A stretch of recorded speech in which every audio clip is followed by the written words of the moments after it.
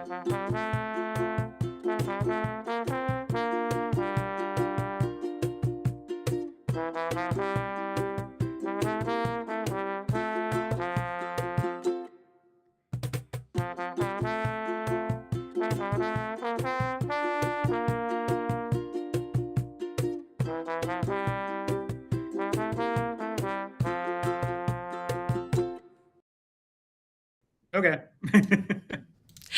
And we are live. Good afternoon, everyone. Welcome to a Bookish Moment. I'm Sarah Barr.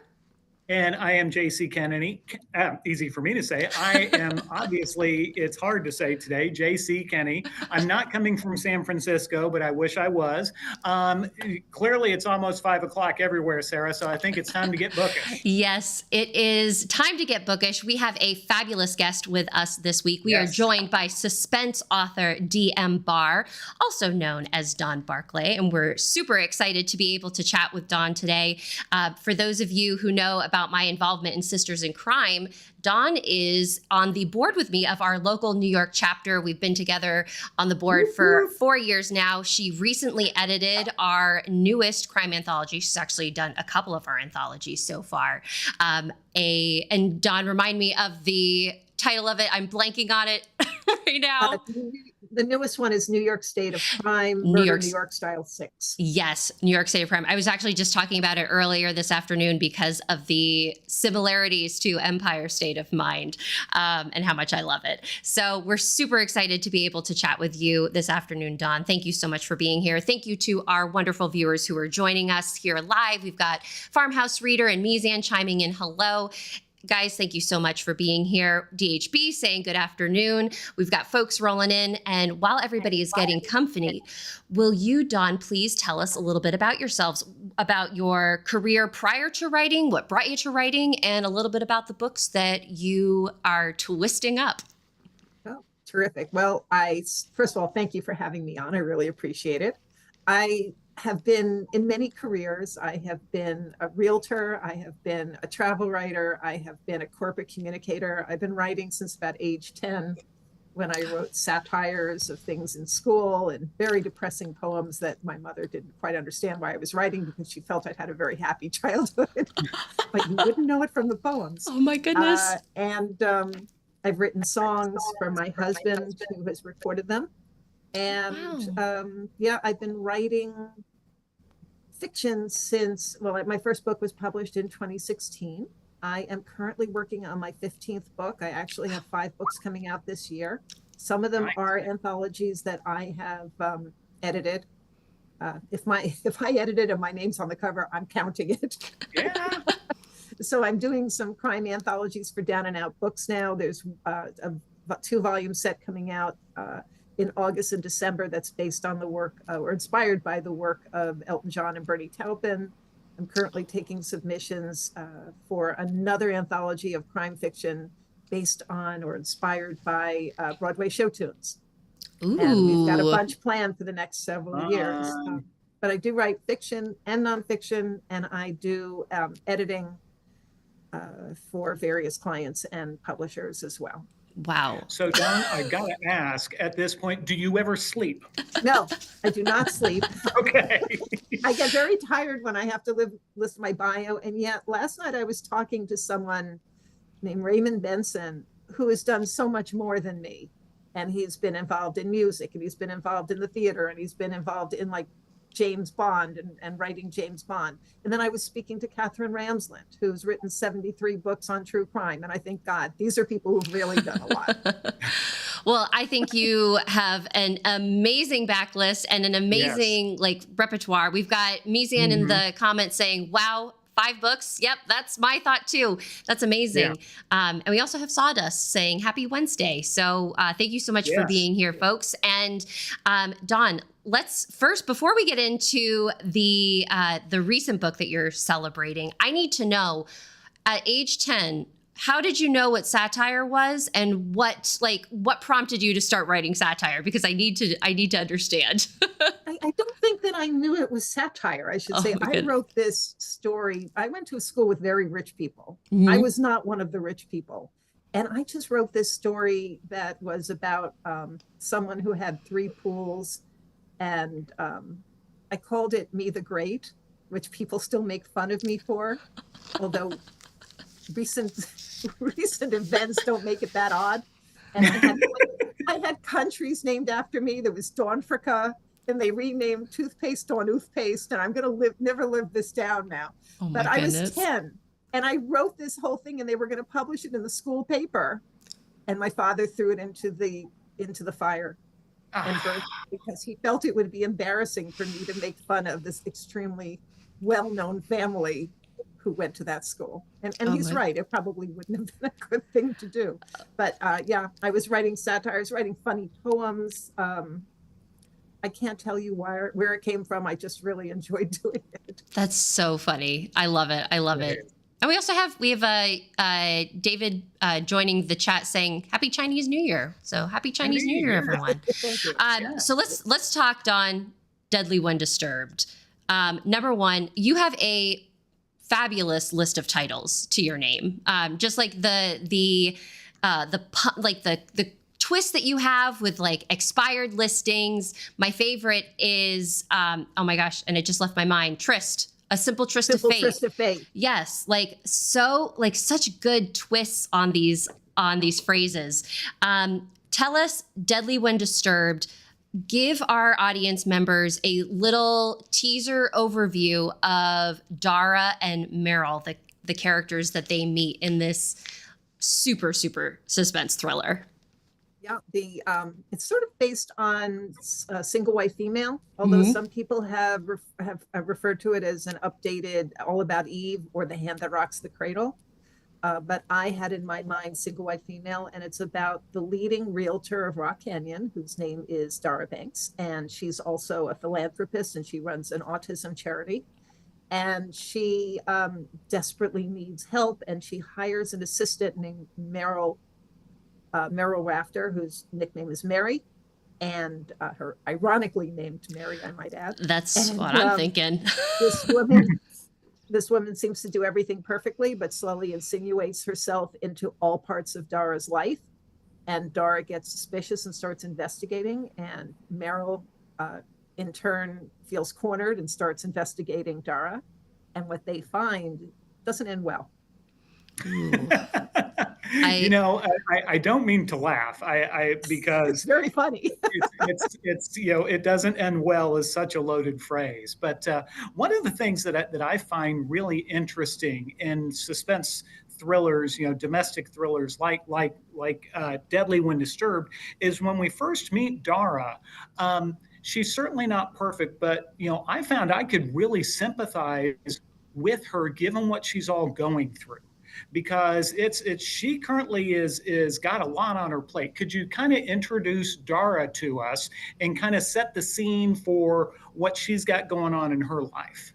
Yeah, Dara married a man who was the leading architect in town, whose hands got destroyed on site accident when a glass door implodes and his hands are cut to pieces with shards, and she kind of marries him. We're never quite sure, and she's never quite sure if it was out of love or duty. Her parents brought her up with a bunch of foster kids, and her parents kind of use altruism as a way to make themselves feel good, and it's sort of a statement on altruism and the different ways altruism can be viewed. So they're always sort of against Dara and for the Fosters, who were not born into the luxury that Dara was. And so she's got them always criticizing her. She's got her husband that doesn't want to get better because he's kind of just lost faith.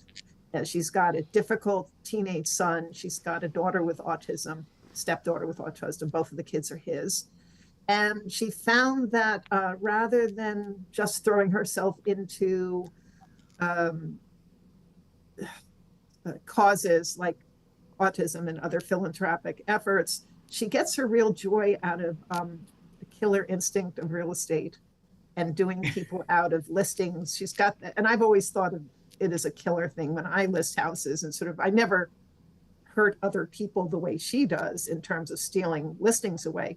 But there is a piece of the book that you might have read where she steals a listing away from a guy named Reuben Bockelman, who's undergoing kidney dialysis.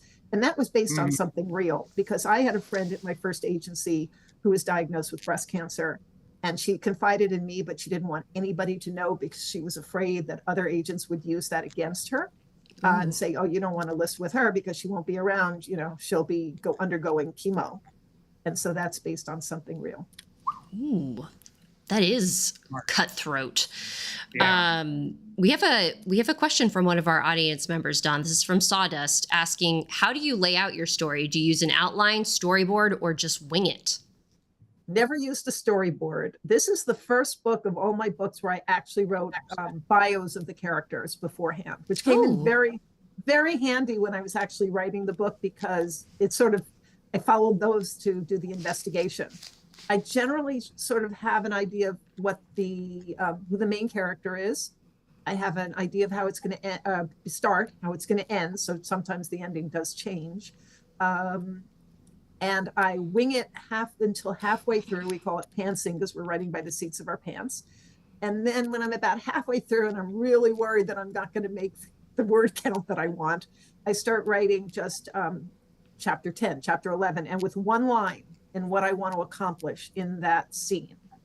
And I now write a blurb that I want to go on the back of the book, but it used to be what I would send to publishers and agents to try to query them and sell the book. And I try to stick to that because it keeps me honest and it keeps me from straying too far from the main point of the book.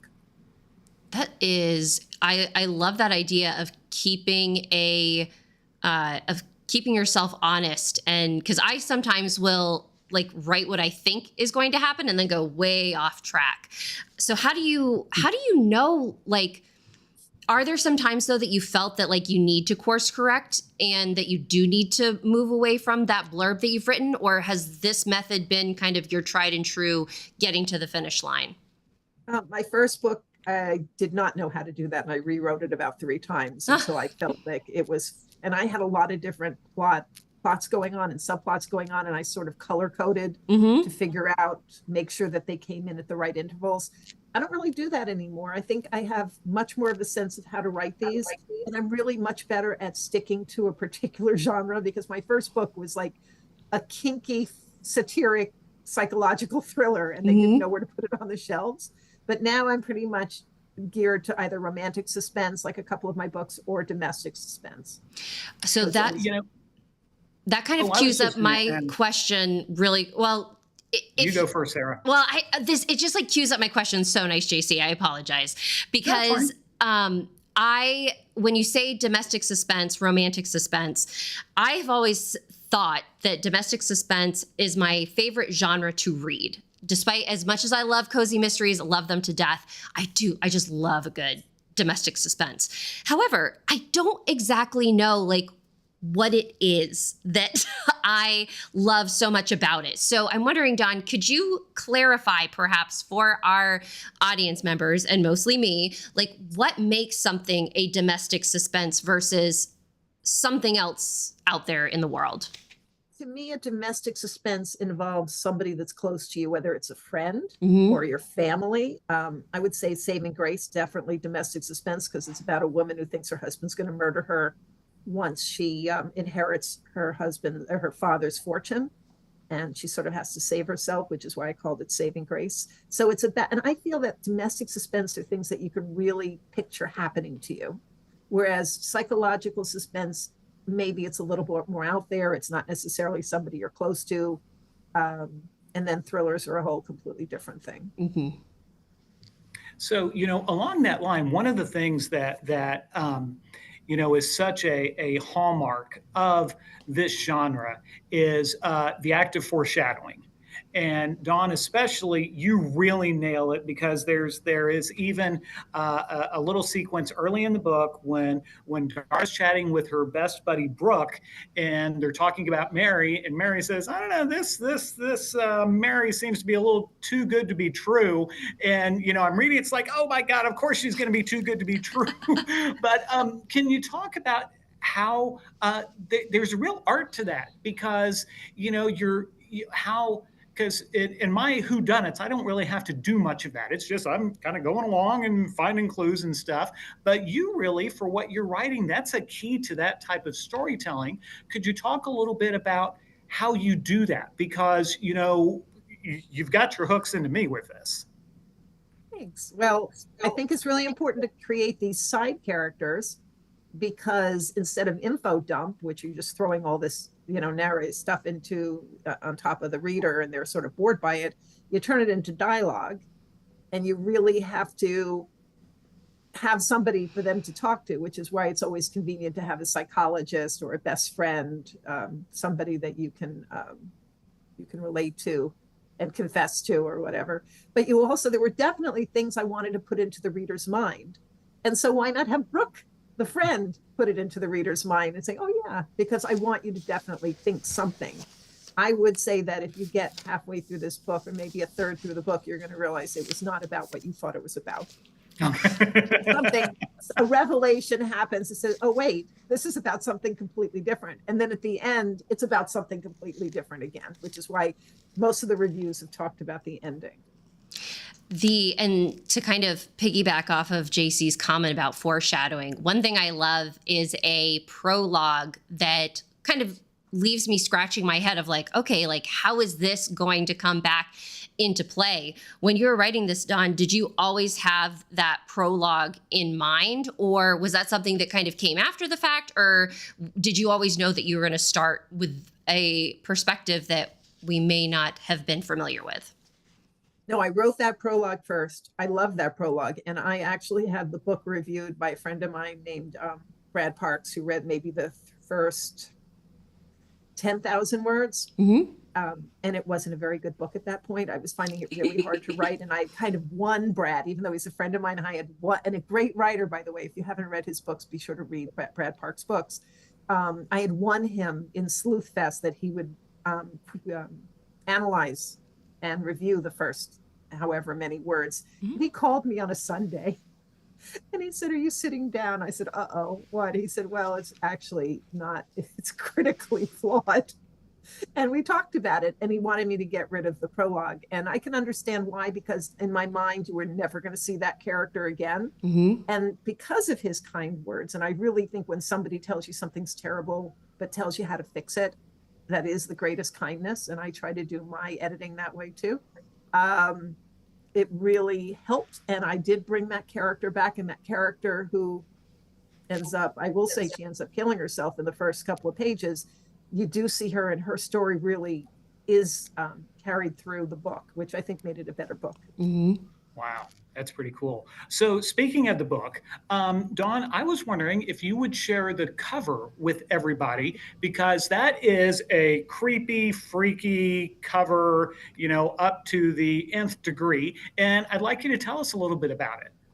Yeah, so this is a person looking, or two people looking at various themselves in shards of glass. I don't think they're the same person, but they could be, because the book is really about the different faces we show ourselves and other people. And it's also about the shards of glass obviously destroyed the husband's hand. To me, it's about home wreckers, people wrecking homes, and homes wrecking people. Ooh. And that's why I love that picture. That is a good one. And Yeah. Not only is the cover super, super intriguing, but I'd like to try something with our wonderful viewers this afternoon, something that maybe we can incorporate into our bookish moments going forward. But I would love to read for you all the first line of the first chapter. Now, this isn't from the prologue like we were just talking about. It's actually chapter 1. And the first line is, Dara Banks had murder on her mind. And if that doesn't send shivers down your spine, I don't know what will. Right now, the book is $1.99 on Amazon or on ebook. Dawn, is it across all ebook platforms, or do you happen to know? I think it was reduced on everywhere, but the only place I've been checking is Amazon. Gotcha. So I believe Barnes & Noble probably has it at $1.99 too. Yeah, and we have Mizan chiming in with, that's an intriguing first line. I love a good first line. And guys, you have to read this book so that you can see. I'm just racing towards the end, and I'm like, ugh, I just need to know. And I need to know, Dawn, you had mentioned single white female as being the inspiration for this. What, though, made you want to sit down and write this book? Yeah, I had a friendship of several years that broke apart. And there were aspects of that friendship that made their way into the book, although the character Meryl is not based on entirely on the person. There were one or two things that were the same, but the person was not a tacky dresser, which would make her much more upset than had I said that, she wasn't nefarious, because she wasn't. But that friendship died, and I think this book was my way of working through it. Oh, wow.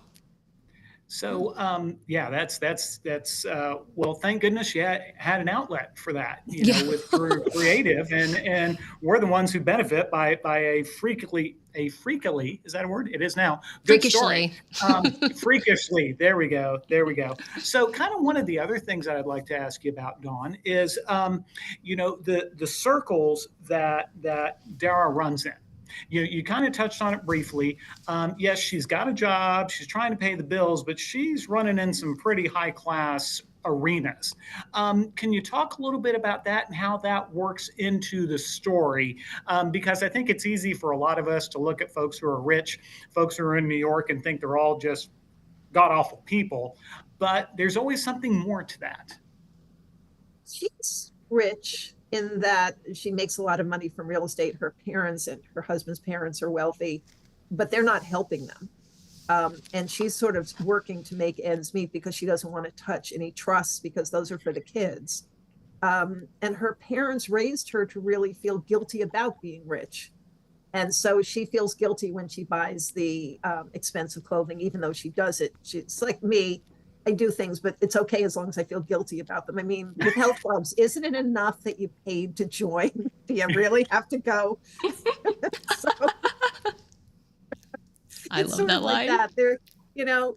I'm Jewish, so we're born with, Catholics, I guess, are born with original sin, and Jews are born with original guilt. Mm-hmm. So, very true. Very true. Yeah. So, she feels guilty about that, but not guilty enough that she stops. She's a complicated character because she's very, very philanthropic, and yet she's very happy to do somebody else out of a listing. So I tried to make these characters very nuanced. I mean, Meryl isn't a great person, but then again, she rescues dolphins. She raises money to rescue dolphins who are left in swimming pools and hotels for the amusement of. I mean, that was based on a commercial or a documentary I saw on TV that broke my heart, and I wanted to put that somewhere. So that was true, and she raised money for that. So she's not entirely horrible, and nothing is what it seems in that book, and no one's what they seem. And that you just gave us so many good nuggets of quips, or what I would think I just need to put on my refrigerator, so many good lines there. So let's talk about your sense of humor in your writing, Dawn, because it's how do you weave those really good bits into these moments of suspense to kind of keep us kind of teetering on the edge of our seat? Yeah, this was the least funny book I've written. Usually my books are much funnier and have a lot more puns and are much more playful. I always say there's a ribbon of humor that runs through my books, but I do have a few characters in this book that I really were amused by. There's a wedding planner named Hollis Rose who's way over the top, and I found him very funny. There is a guy who runs he's a pimp, but he runs a talent agency, more or less, where they put fake mourners and fake bridesmaids into different positions. And at the end, he's sort of trying to get Dara to join. And he said, well, you better decide quick, because, the mayor's funeral is going to need a lot of people at it. And she sort of says, I didn't know he was sick. And he said, he isn't. Oh. And I always got such a kick out of that line. So those are my humorous characters. So not everything is really, really dour, but for the most part, this is the most depressing, dark book I've written. And I kind of like it. Well, I mean, you're so talented at writing so many different things, because you've mentioned, not only have you done, romantic suspense, domestic suspense, but you've also done a lot of nonfiction work as well. I'm wondering if you could just take a few moments to kind of highlight the work that you've done in that space, share a little bit about your journey there. Because so many of your books could help so many people that are out there. And I want to make sure that you kind of have that platform to shine the light on them. Well, thank you. I wrote a book called Traveling Different, Vacation Strategies for Parents of the Anxious, the Inflexible, and the Neurodiverse, which is sort of the autism travel Bible. That came out in 2022.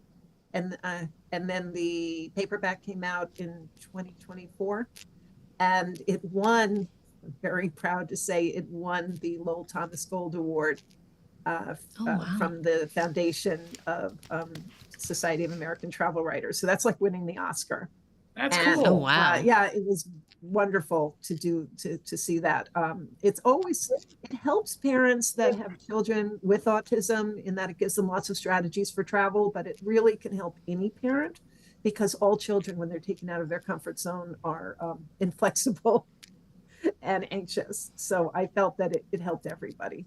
So that was my first nonfiction / travel guide. And now I'm putting together a 10-volume series called Vacations Can Be Murder, a true crime lover's travel guide. So the first one comes out in March. It'll cover New England. The second one is New York, New Jersey, and Pennsylvania. That'll come out hopefully in August. And then they'll keep coming out as the rest of my life dwindles away. It'll be forever. It 10? just is, yeah, because I'm covering the whole country. Oh my gosh. 1 in the case of California and 6 in the case of New England states in a volume. And it talks about the major crimes that have happened, either really large crimes or interesting crimes. It'll give you a list of 4 books to read about those crimes. The key is that I'm telling you where these things happened. With the exception of private houses where I'm just giving you the block number. Otherwise, I'm telling you the actual addresses of the companies and the condos and all of that. So you can go to where everything happened. And I also tell you where all the bodies are buried. And I tell you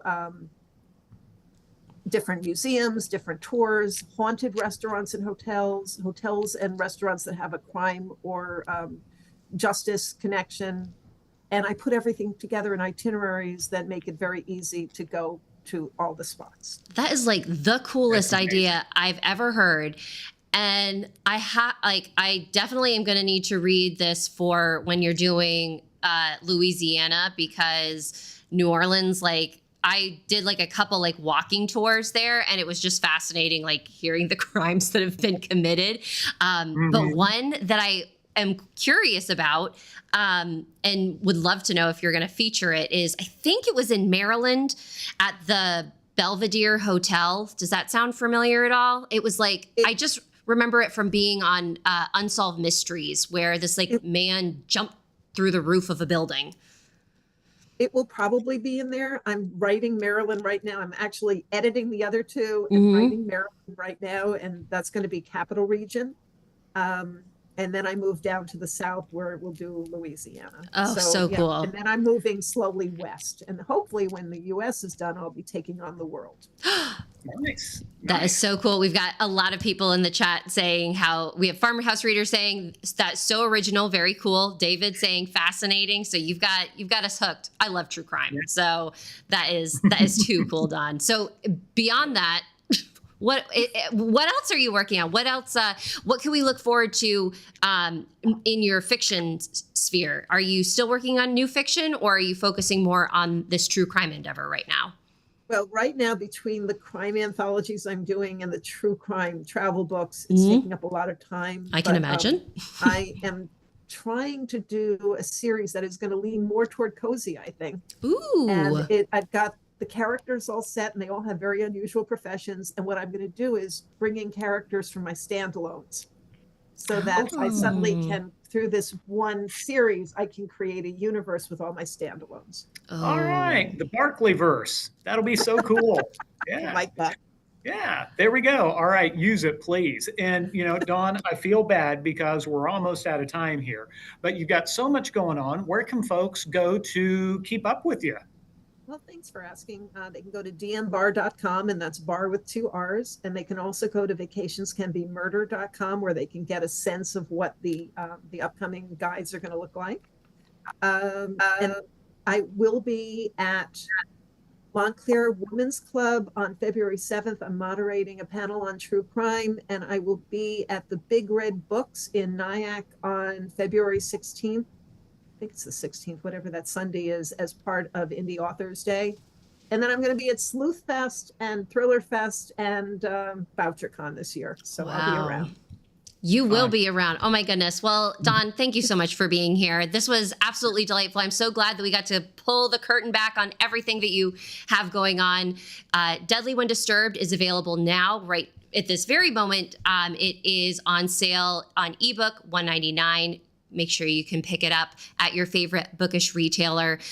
If you'd like to stay connected with Dawn, her web address is in our show notes, so you can always follow up with her and keep apprised to everything that is happening. Again, thank you for being here with us this afternoon. Thank you so much to our wonderful viewers who joined us here live. We love your comments. We love your questions. We love getting bookish with you all, and we really appreciate it. We will be back, I believe, next week with a few new episodes. You can sign up at itsbookishtime.com for our episode alerts so that you can stay tuned to what we have going on. So enjoy the rest of your week. Everyone be well and stay bookish. Bye-bye, everybody. Have a great one.